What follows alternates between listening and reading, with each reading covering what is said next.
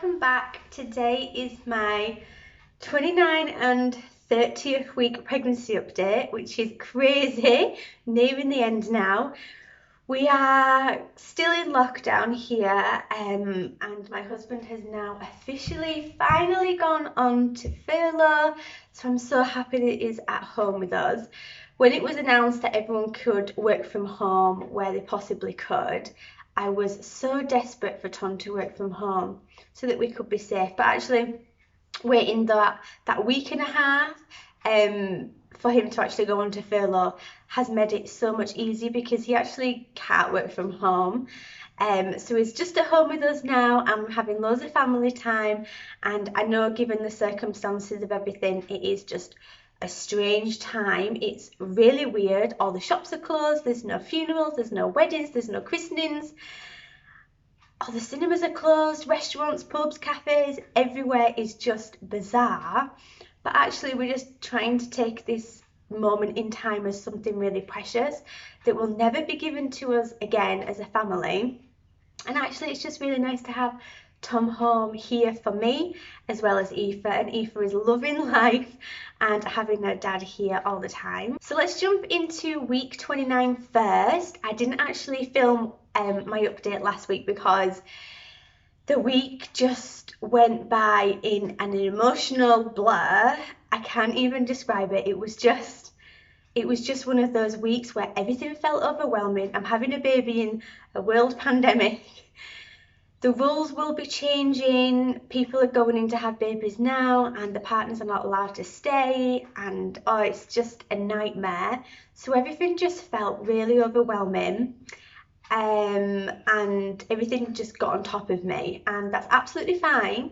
We will have good days and we will also have bad days, and it's okay to feel overwhelmed by everything because none of us has ever been in this situation before.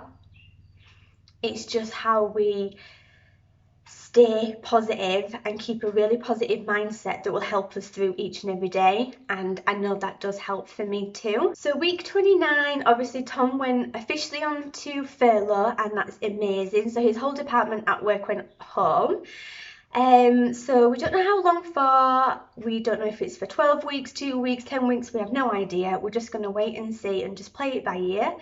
I had my glucose test results back, which I had a couple of weeks ago now, even before all this self-isolation things happened, and it came back absolutely fine.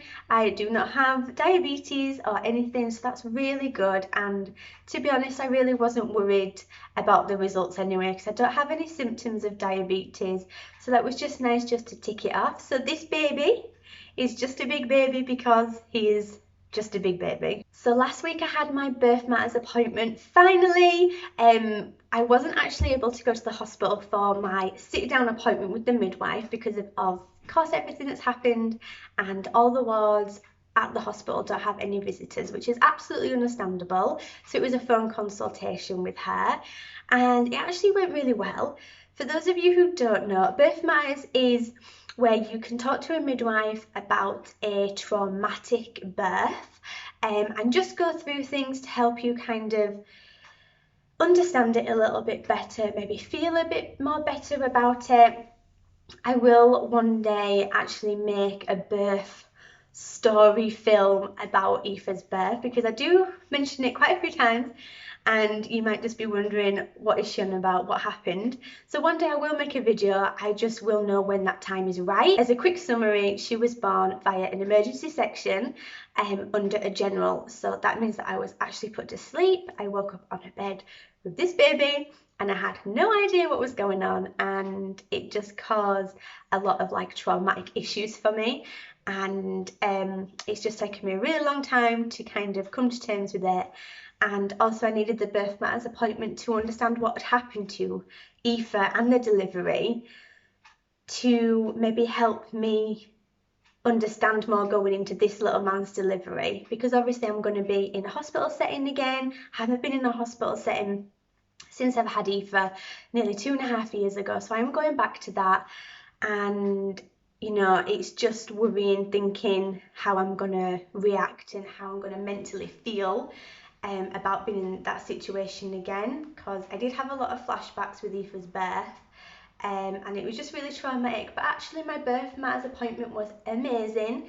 The midwife was beyond lovely. She listened to everything that I had to say and, you know, discussed a lot of things with me. There isn't actually a clear indication what happened.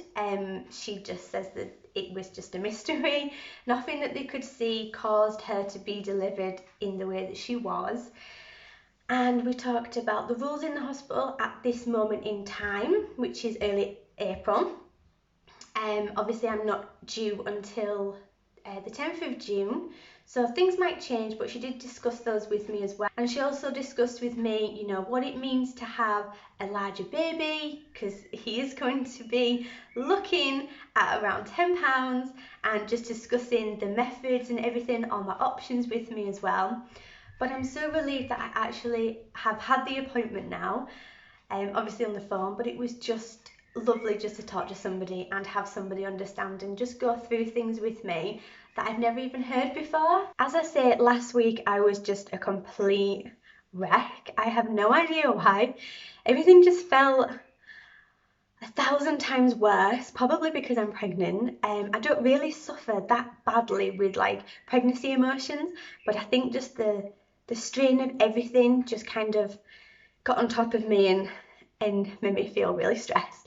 And then I was stressing more because I was stressed and I'm pregnant.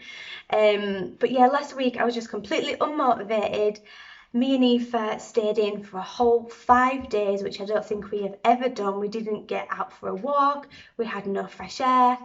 It wasn't a good time. But moving on to this week, week 30, I'm feeling so much better. Tom's home. We started decorating Aoife's bedroom because she's going to have our bedroom and we're going to move into the back spare bedroom. So we started doing that. Tom's done all the painting. We just need to do the wallpapering and then clear the room, put everything into the spare room, and then she can move in. So actually our upstairs looks like a complete bomb site at the minute. But it's all for a good reason. It's all for a good cause. Aoife's gonna love her new bedroom. And yeah, it's really good. I'm trying to be a little bit more prepared for little man's arrival in June. However, with all the shops closing and all the warehouses closing, I am finding it extremely difficult. I had an amazing next order and they had a brilliant sale on. Everything was so cheap. It was like between £1 and £3 for every single item, and it was just amazing. I literally kitted him out. But they've emailed me last week to say that they've had to cancel my order because the warehouse has closed due to all the social distancing guidelines that have been set. So unfortunately that has been cancelled and they can't fulfill it because they don't know when they're going to be open. So I have been trying to order some things online, but it is just proving so difficult. I normally just go into like Asda George, and when I'm doing my weekly shop or something like that, I'll just nip in and go grab some stuff, but they just don't have anything online. But my lovely sister this morning, she was in Asda George near her and picked up a few little bits for him, which is amazing. And my lovely neighbour across the road, she had some items from her grandson, who is now 3 or maybe 4. So she says that if we wanted those, that we could have them, and she's left them on our doorstep for us too. So that's really nice. Little man is doing amazing. I was actually sat out in the sun today, if you can tell, and he was just rolling around loving it. I don't know if he could feel the heat or see the light. I have no idea. But he was just loving it. So today I am 30 weeks and 6 days. Every single movement he ever makes, I can feel. I've not had any problems or any worries up until this point about his movements. Sometimes he is quiet, but it's genuinely after a scan. Normally after a scan, he's quiet for about 2 days after. But I think that that's just normal for him because I have had 3 scans and 2 where I'm able to feel him, and both times he didn't move that much. Thank you so much for watching this week 29 and 30th pregnancy update. We are now nearing the end and it's really exciting. I hope that everything where you are in the world is okay, and I hope that if you are in lockdown like us, I hope that you're dealing with it okay. If you are pregnant and you're in lockdown like me, please try just be positive.